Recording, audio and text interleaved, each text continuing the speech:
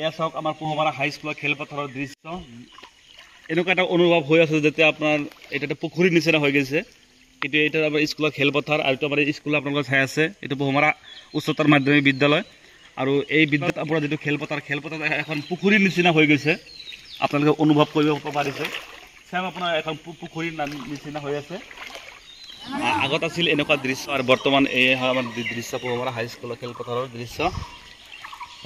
আৰু এই ধৰক মাছ মাৰা জাল পাতিছে খেলপথাৰত, ফিল্ডত মাছ মাৰা জাল পাতিছে।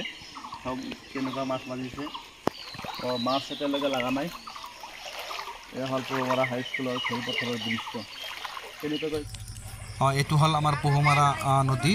আৰু পোহমাৰা নদীৰ এইটো হ'ল মাথাউৰি, আৰু এই মাথাউৰিটো ভাঙি পানী যাই আছে। আৰু এই পানী আপোনাৰ পোহমাৰা উচ্চতৰ মাধ্যমিক বিদ্যালয় খেলপথাৰত যাই অলৰেডি বুৰ খাইছে।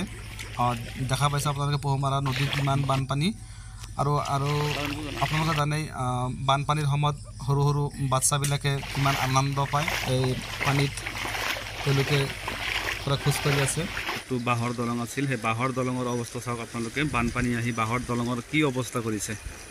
এইটো হ'ল বাঁহৰ দলং। এই বাঁহৰ দলং ইয়াতে ভাঙি গৈছে, মাঝখানত ভাঙি গৈছে চাওক। ইয়াতে ভাঙি গৈছে। পানীয়ে পানী, চাৰিওফালে পানী পানী হৈছে, পানীয়ে পানী।